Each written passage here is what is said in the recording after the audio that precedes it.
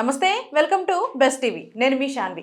IPL season 19లో RCB రెండోసారి cup కొట్టి ఘన విజయం సాధించింది. అయినా కూడా ఆర్సీబీ ఫ్యాన్స్ అతి ఉత్సాహంతో భీభత్సం సృష్టిస్తున్నారని చెప్పొచ్చు. అయితే దీని గురించి మాట్లాడదాం. మనతో పాటు క్రికెట్ అనలిస్ట్ విజయ్ గారు ఉన్నారు. Hi Vijay sir. Hi hi. So మొత్తానికి ఆర్సీబీ కప్పు కొట్టింది. అయినా కూడా ఈ ఫ్యాన్స్ ఏదైతే ఉన్నారో వాళ్ళ అతి ఉత్సాహం వల్ల చాలా విధ్వంసాలు జరుగుతున్నాయని చెప్పొచ్చు. మన దగ్గర వీడియో కూడా ఉంది, ఒకసారి చూద్దాం. Okay, please.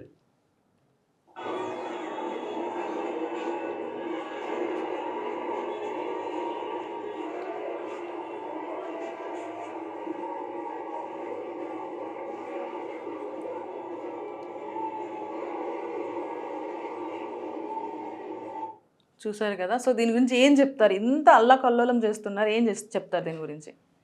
ఆర్సీబీకి మైనస్ ఏదన్నా ఉందంటే ఇట్లాంటి చెత్త ఆర్సీబీ ఫ్యాన్స్ ఆర్సీబీ టీంని అభిమానించే వాళ్ళకు కూడా చిరాకు తెప్పించే విధంగా బిహేవ్ చేస్తున్నారు. ఏం జరిగిందని ఇంత రోడ్ల మీదకి వచ్చి అటన్నిటిని ఇరక్కొట్టాలి, పగలగొట్టాలి? బుద్ధి ఉందా లేదా? బస్సుల మీద పడి అద్దాలు పగలగొట్టి ఎందుకు ఈ చేష్టలు? ఏంటి, ఏం జరిగింది అక్కడ? ఏమైనా యుద్ధానికి వెళ్ళారా మీరు? ఒక క్రికెట్ మ్యాచ్ గెలిచారంతే. ఇండియా గెలిచినప్పుడు కూడా ఇంత జరగదు.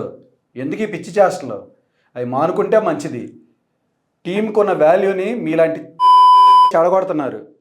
బుద్ధి తెచ్చుకోండి ఫస్ట్. ఇంట్లో అమ్మా బాబు కోసం ఒక పూట కష్టపడటం చేత కాదు, ఇట్లాంటి వెకిలి చేష్టలు చేస్తారు రోడ్లు అమ్మడబడి. సాధారణ ప్రయాణికులకి, పేషెంట్లకి, అలాంటి వాళ్ళందరికీ ఇబ్బంది జరిగితే ఎవడరా? మీరు చేస్తారా ఏమన్నా వాళ్ళ ఫ్యామిలీస్కి? లాస్ట్ టైం చేసిన దరిద్రమైన పని చాలదా? లాస్ట్ టైం ఒక దారుణమైన ఘటన జరిగింది. మీ మీద ఆల్రెడీ ఒక బ్లాక్ మార్క్ ఉంది. సంయమనం పాటించాలి, బుద్ధిగా వ్యవహరించాలి, బాధ్యతతో ఉండాలని తెలియదా? వాళ్ళ ప్లేయర్స్ బాగా ఆడారు, మెచ్చుకోండి అంతే. ఈ కోతి చేష్టలు ఎందుకు? ప్రజా జీవితానికి ఇబ్బంది కలిగించే రైట్ మీకు ఎవరిచ్చారు అసలుకి?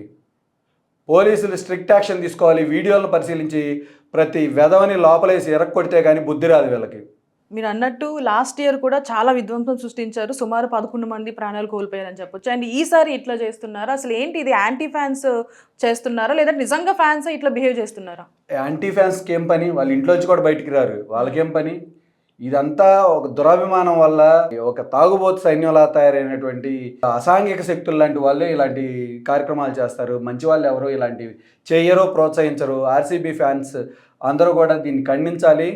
ఈ దురభిమానాన్ని, ఇట్లాంటి చేష్టలని మీరు ఓన్ చేసుకున్నట్లయితే న్యూట్రల్గా ఉండే ఫ్యాన్స్ మీ నుంచి దూరం జరిగే అవకాశం ఉంది. చూడండి, నిన్న మ్యాచ్ ఎక్కడో అహ్మదాబాద్లో జరిగినప్పటికీ కూడా మొత్తం గ్రౌండ్ నిండా దాదాపు 1,00,000 మంది పైగా ఆర్సీబీ ఫ్యాన్స్ ఉన్నారు. అది అభిమానం, ఇది కాదు. ఇది బేభత్సం, భయానకం. ఇట్లాంటి వాళ్ళని కంట్రోల్ చేయాలి. ఎట్టి పరిస్థితుల్లో సంఘ విద్రోహ శక్తుల్ని పోలీసులు అణచివేయాలని మనస్ఫూర్తిగా బెస్ట్ టీవీ తరఫు నుంచి కోరుకుంటున్నాం. రైట్. అంటే ఫ్యాన్స్ కూడా ఏం చెప్తున్నారంటే మా విరాట్ కోహ్లీ అగ్రెసివ్ కదా, యాటిట్యూడ్ కదా, సో మేము అట్లానే ఉంటాం అన్నట్టు బిహేవ్ చేస్తున్నారు. అందుకే అంటారా? విరాట్ కోహ్లీ గ్రౌండ్లో అగ్రెసివ్గా ఉంటాడు, రోడ్ల అమ్మటి ఇట్లాంటి పిచ్చాసలు చేసుకొని తిరుగుతాడు. విరాట్ కోహ్లీ బుద్ధి ఉండాలి అలాంటి మాటలు చెప్పేవాడికి. విరాట్ కోహ్లీ రోడ్ల అమ్మటి చేసుకుంటూ తిరుగుతాడు. ఆ గ్రౌండ్లో ఉన్నంత వరకు ఆ 2020 మ్యాచ్ ఏదైతే మ్యాచ్ అయిపోయేదాకా మాత్రమే అగ్రెసివ్నెస్ ఉండాలి. ఇంకా రోడ్ల అమ్మటి ఇట్లాంటి పిచ్చి చేష్టలు చేసుకుంటుంది, ఏమైనా బస్సులు అద్దాలు పగలగొట్టుకుంటూ తిరుగుతాడు ఏంటి విరాట్ కోహ్లీ? రైట్. సో ఇప్పుడు ఈ విధ్వంసాలు ఒక పక్కన పెడితే ఇంకొక పక్క బెట్టింగ్ బాబాలు ఎక్కువ అయిపోయారని చెప్పొచ్చు. సుమారు హైదరాబాద్లోనే 13 మంది బెట్టింగ్ ఆడుతూ దొరికిపోయారని చెప్పొచ్చు. ఏం చెప్తారు సార్ దీనికి? బెట్టింగ్ అనేది ఒక విష సంస్కృతి. దీనిలో పడిపోయి కుర్రాళ్ళ దగ్గర నుంచి, చదువుకునే పిల్లల దగ్గర నుంచి, ఈ మధ్య నాకు ఒక కేసు తెలిసిన వాళ్ళ ద్వారా తెలిసింది. ఒక 70 ఏళ్ళ ముసలావిడ దగ్గర నుంచి కూడా బెట్టింగ్లు పెడితే ఎక్కువ డబ్బులు వస్తాయి అని చెప్పి మనవడు ఫ్రెండ్ కలిసి దాదాపు 5 కోట్ల రూపాయలు ఆమె తప్పులు చేపించి మరీ డబ్బులు ఎంత వస్తాయి అని పెట్టించారు. ఇంకా చివరి దశలో ఎంత మానసిక క్షోభ ఎందుకు అనుభవించాలి?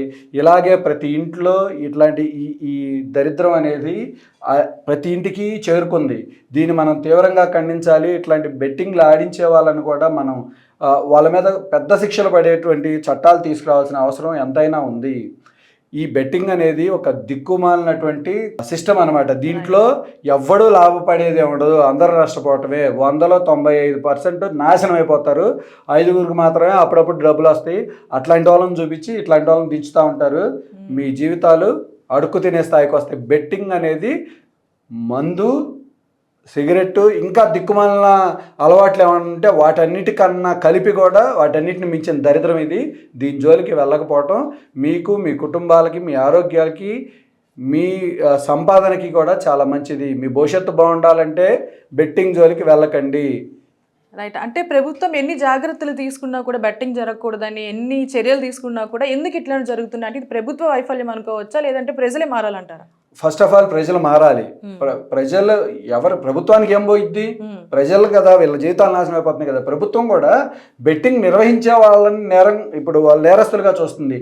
బెట్టింగ్ ఆడే వాళ్ళని కూడా కఠినమైన శిక్షలు వేసేలాగా తీసుకొస్తే వాళ్ళ ఏమంటారు ట్రాక్ని, ఏదైతే మనీ ట్రయల్ ఎలా జరుగుతుందో, యాప్ల ద్వారా ఎలాగ ఛానలైజ్ అవుతుందో అలాంటి అకౌంట్లన్నింటినీ కూడా బ్లాక్ చేసి వాళ్ళందరినీ చట్టం ముందుకు తీసుకొస్తే కానీ ఈ దరిద్రమైనటువంటి ఈ బెట్టింగ్ అనే విష సంస్కృతి ఆగిపోదు. కాబట్టి బెట్టింగ్ జోలికి వెళ్ళకండి, మీ జీవితాలను నాశనం చేసుకోకండి. మేము మొదటి రోజు నుంచి ఐపీఎల్ స్టార్ట్ అయిన రోజు నుంచి ఫస్ట్ రోజు నుంచి ఇదే చెప్తున్నాము. చివరికి వచ్చేసరికి ఎన్ని వందల జీవితాలు నాశనం అయి ఉంటాయో మీకు తెలియదు. అలాంటి మా దృష్టికి ఏమైనా వస్తే మీకు స్టోరీ బోర్డులో తెలియజేస్తాము. కనీసం మీ జీవితాలనైనా కాపాడుకోండి. Right sir. Thank you so much sir.